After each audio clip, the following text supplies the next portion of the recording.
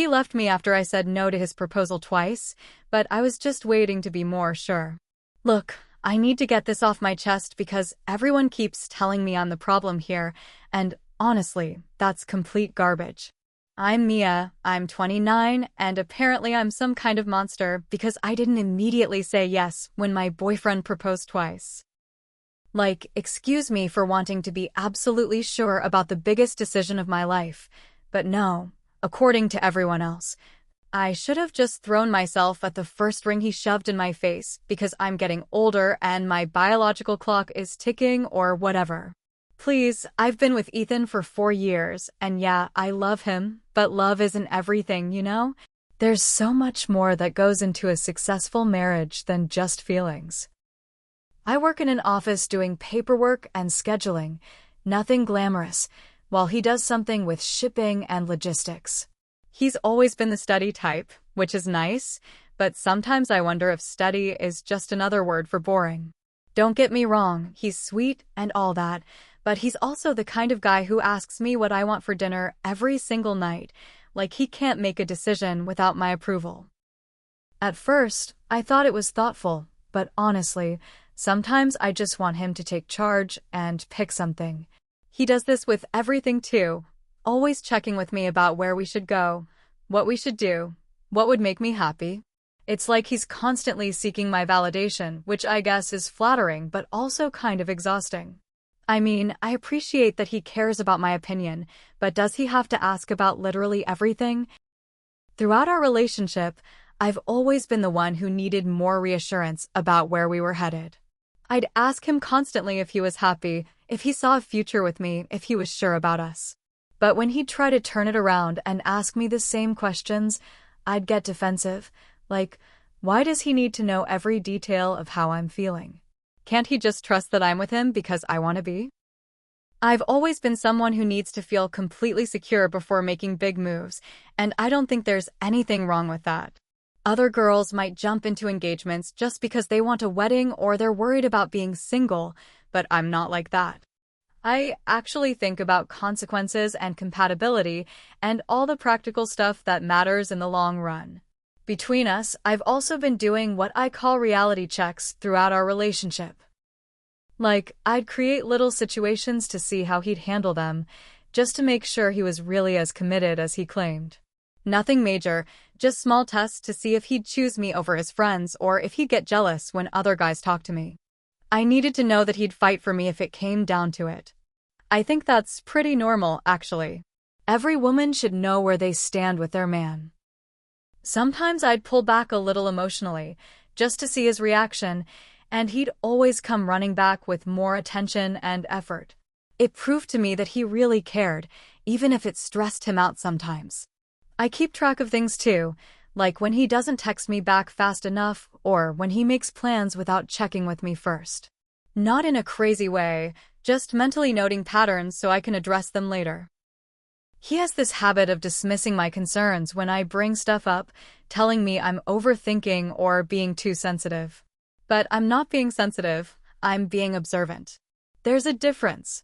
Our friend group thinks we're this perfect couple, and I work hard to maintain that image because I don't need everyone in our business. But privately, there are definitely things about him that annoy me. He's not ambitious enough, he settles for mediocre too easily, and he doesn't always pick up on social cues the way I wish he would. When we're out with people, I sometimes have to guide conversations or cover for his awkward moments. It's not that he's a bad guy, he's just not as polished as I'd like him to be. The other women in our group are always going on about how lucky I am and what a catch he is, which honestly gets on my nerves because they only see the surface level stuff. They don't live with his flaws every day like I do. They don't see how he leaves dishes in the sink sometimes or how he can be totally oblivious when I'm trying to hint at something I want. But whatever, I smile and play the happy girlfriend because that's what you do. By year 3, I could tell he was getting more serious about our future. He started bringing up marriage more often, talking about kids, even looking at houses online and showing me stuff he thought I'd like. Instead of feeling excited, I mostly felt pressured, like, why did everything have to be on his timeline? Why couldn't he just be happy with what we had and let things develop naturally? When he'd bring up engagement or wedding stuff, I'd usually change the subject or give noncommittal responses because I wasn't ready to have those conversations yet. I needed more time to figure out if this was really what I wanted for my whole life. But he kept pushing the topic, getting more obvious about his hints, and I started feeling suffocated by his expectations. So, the first proposal happened at Lakeview Park, the same spot where we had our first date 3 years earlier. He'd been acting weird all week, more nervous than usual, constantly checking his phone and being all secretive about plans. I knew something was up, but I didn't say anything because, honestly, I was curious to see what he'd do. When we got to the park that evening and he started getting all sentimental about our memories there, I pretty much knew what was coming. He got down on one knee and pulled out this ring, and my first thought wasn't about our love or our future together. I was thinking about how basic the whole thing was. Like, this is it? The park again? He couldn't come up with something more creative or memorable. I mean, I appreciate the sentiment and all, but I've seen proposal videos online that were way more impressive. When he asked me to marry him, I felt this weird combination of pressure and irritation. Here he was, putting me on the spot in this public place, expecting me to have this emotional breakdown of joy like in the movies, but that's not how I work. I need time to process big decisions, and I don't like being forced into reactions. So, I told him what felt right in the moment. I want to marry you, but not right now. I chose those words carefully because I wanted to let him know I wasn't rejecting him as a person, just the timing. I could see how much my answer hurt him, and honestly, part of me felt bad about that, but another part of me felt kind of powerful, if I'm being completely honest. Like, seeing how much my response affected him proved how important I was to him. It showed me that he really needed me, that I had this control over his happiness. I know that sounds terrible, but it's the truth. After I said no, I explained that I wasn't in the right headspace personally to get engaged and that I needed more time. What I didn't tell him were my real reasons. First, I wasn't completely convinced he was my best option. At 26, I felt like I still had time to see what else was out there.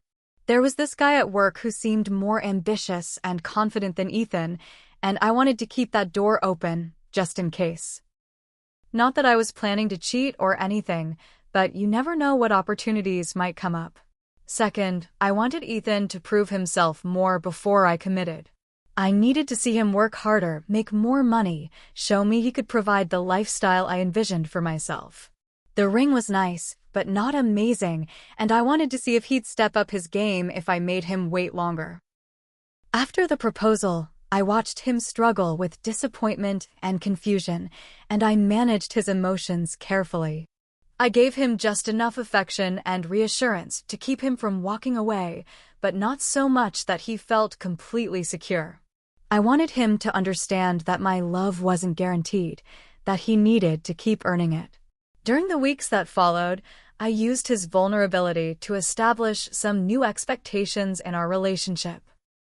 Since he wanted to show me how serious he was, I started expecting more expensive dates, more thoughtful gestures, more attention to my needs and preferences. If he was going to prove his commitment, he needed to put in more effort across the board. I also started testing his patience and loyalty more frequently. I'd be vague about my plans, sometimes not answer texts right away or mention other guys in casual conversation, just to see how he'd react. When he'd ask questions about my behavior, I'd flip it around and accuse him of not trusting me. I made it clear that jealousy and possessiveness were unattractive qualities that would push me away. Looking back, I can see that I enjoyed having this level of control over our relationship dynamic. He was constantly trying to please me and win my approval, which felt good, but I was also frustrated that he wasn't stepping up in all the ways I expected him to after the rejection. Like, if you really want to marry someone, shouldn't you be willing to do whatever it takes to make them feel secure about that decision? The year between the first and second proposal was what I like to call my testing phase. I needed to really understand what kind of man I was dealing with and whether he had the backbone to handle a strong woman like me.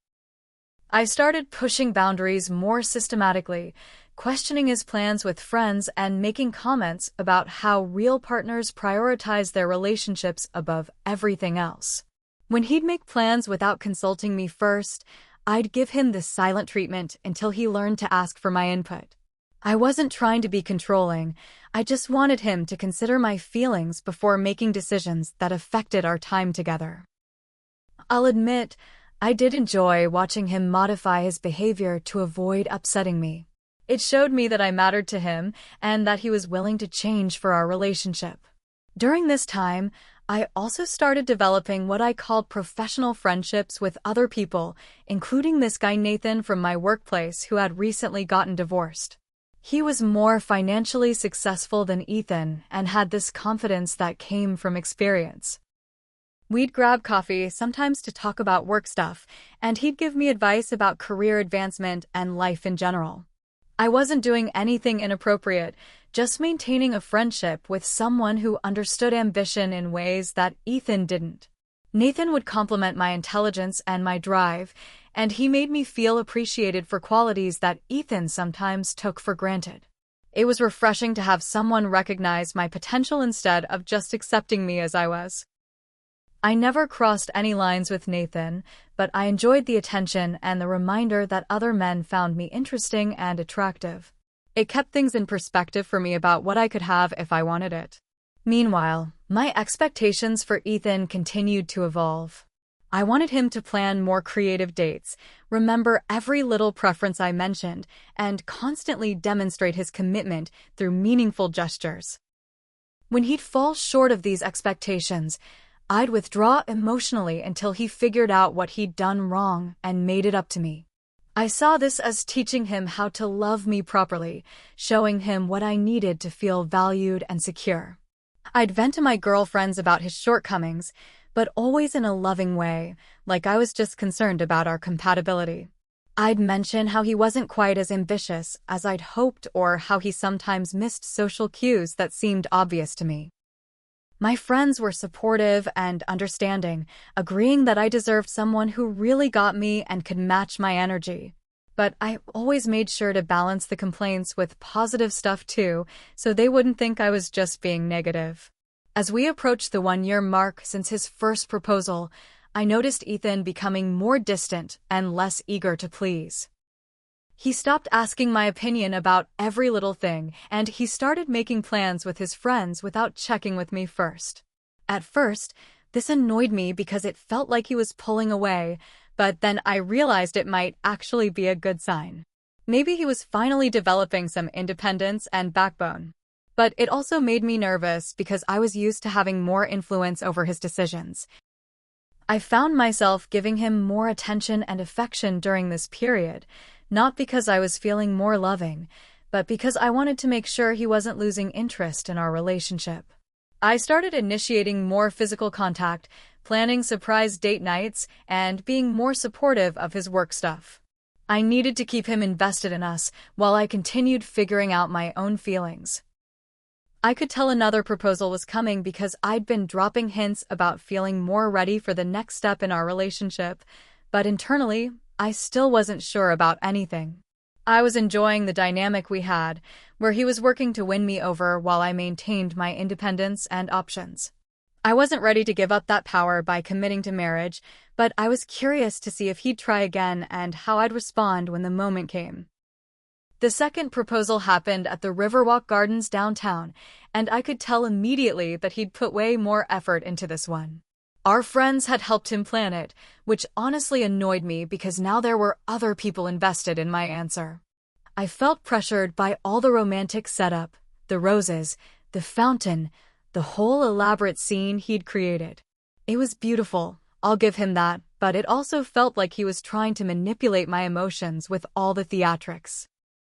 When he got down on one knee again, I felt this mix of power and irritation wash over me. I was impressed by the effort he'd put in, but I was also frustrated that he was forcing me into another decision point when I'd already told him I needed more time. In that moment, standing there and looking at him with the ring, I found myself thinking about Nathan and wondering if I was settling by staying with Ethan. Nathan had recently mentioned that his divorce was final and he was ready to start dating again. He'd made some comments about how lucky Ethan was to have me, and I couldn't help but wonder what it would be like to be with someone who truly appreciated my worth from the beginning. So, when Ethan asked me to marry him again, I said, "Not just yet." I chose those words specifically to keep him hoping while buying myself more time to figure out what I really wanted. I could see how much my answer hurt him, and honestly, there was part of me that enjoyed the drama of the moment. I liked seeing how much power I had over his emotions, how my words could make this grown man's face crumble with disappointment. It proved to me just how much control I had in our relationship. But I could also tell that this rejection hit him differently than the first one. He seemed more hurt, more frustrated, like he was running out of patience with my indecision. Instead of just accepting my answer like he did before, he started asking me direct questions about what was holding me back and when I thought I'd be ready.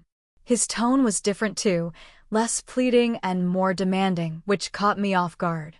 I tried to give him the same explanation as before about wanting to make sure we'd work long term, but he wasn't buying it this time.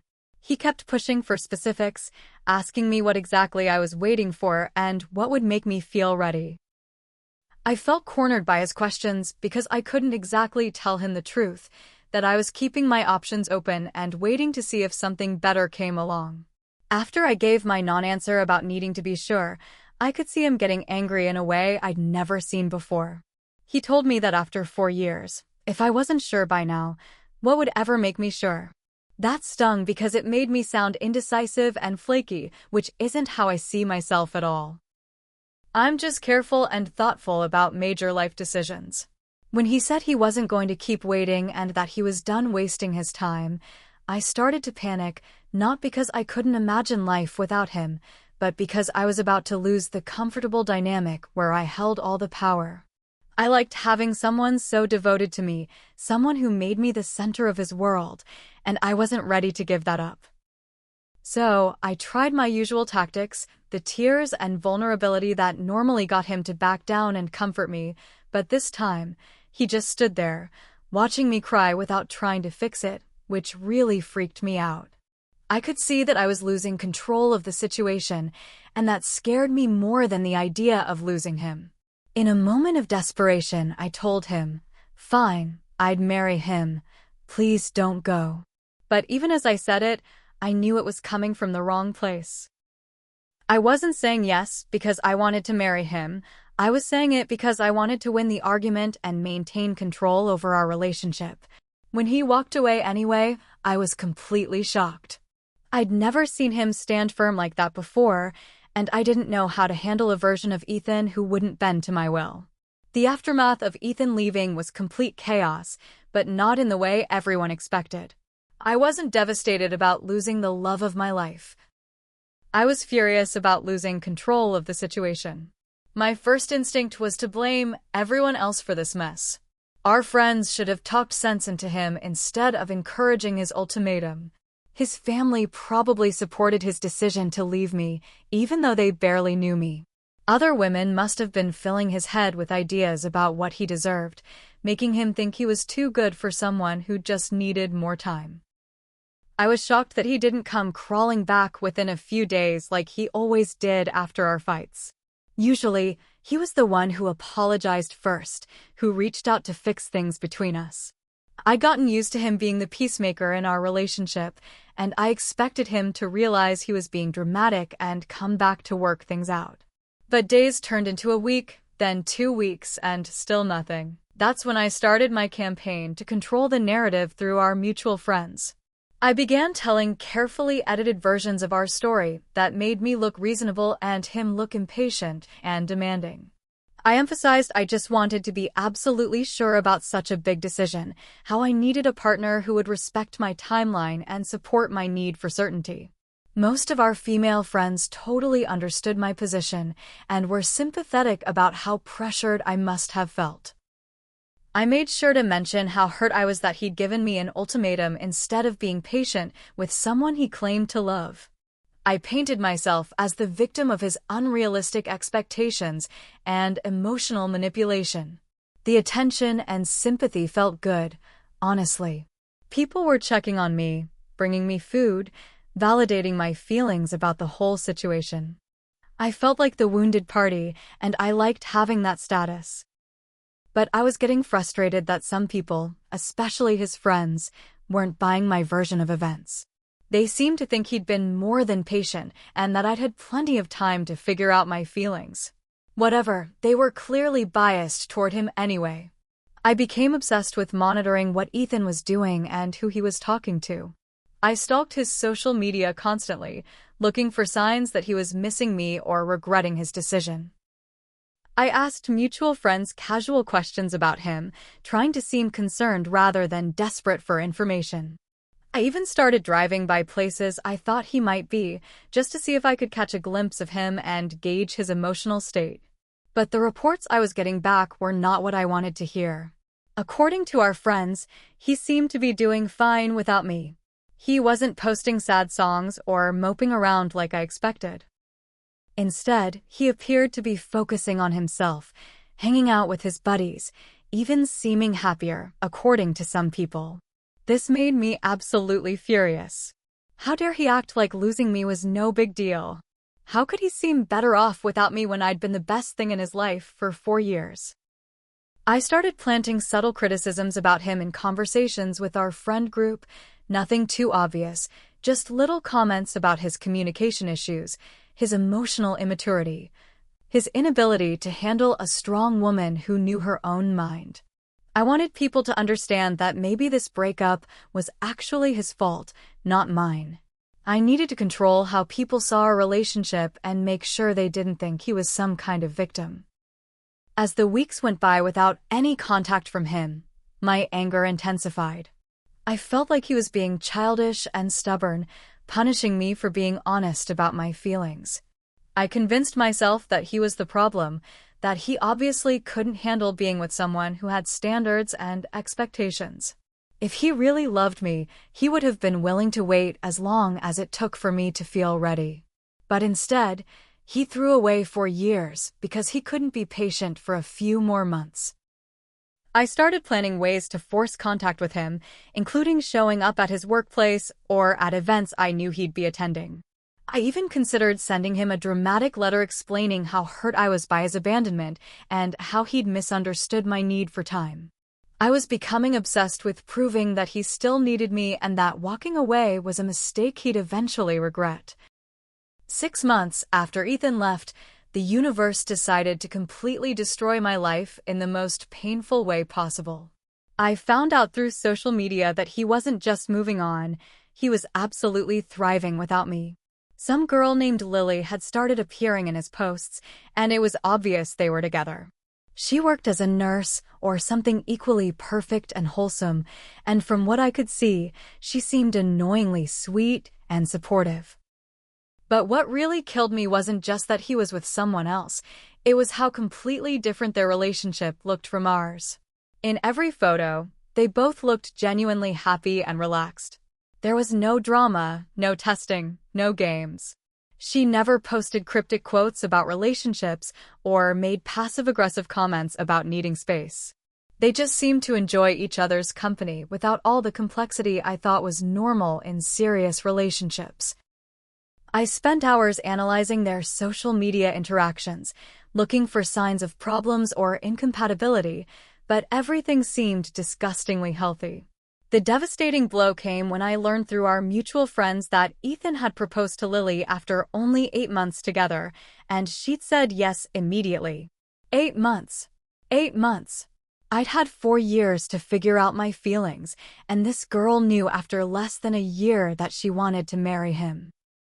The engagement announcement was everywhere on social media, with everyone commenting about how perfect they were together and how Lily clearly knew a good man when she saw one.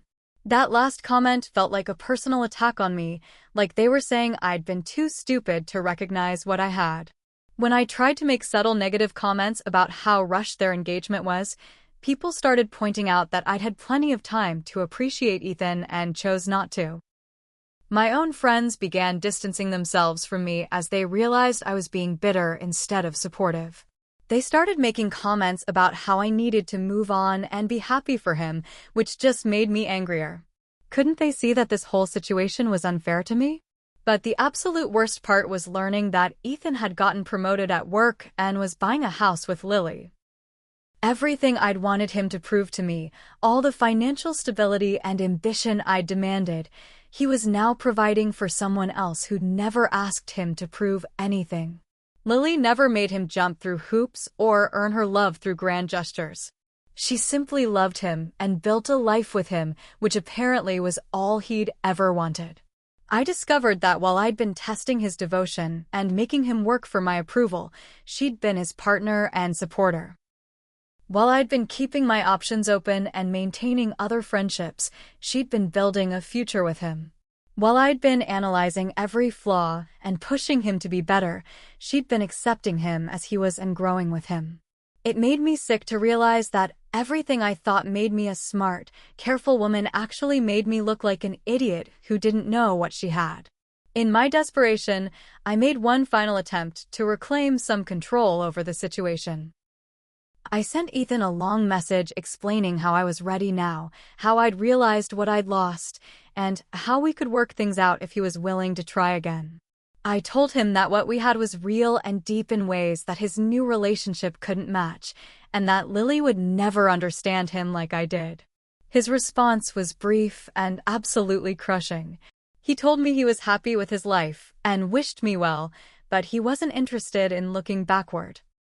He said he hoped I'd find what I was looking for, but it wouldn't be with him. The message was polite but final, and I could tell that I no longer had any power over him whatsoever. I'd become completely irrelevant to his happiness and success. Here I am now, sitting in my apartment, scrolling through photos of their engagement party, consumed with rage and jealousy, but still refusing to admit that any of this is my fault. I'm convinced that Ethan was just impatient and couldn't handle being with a woman who had standards.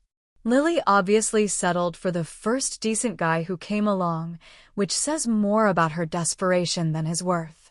Our friends chose sides based on superficial stuff instead of understanding the real dynamics of our relationship. Society pressures women to settle down instead of taking time to make smart decisions about their futures. Everyone failed me in this situation, but I'm the one who has to live with the consequences of their shortcomings.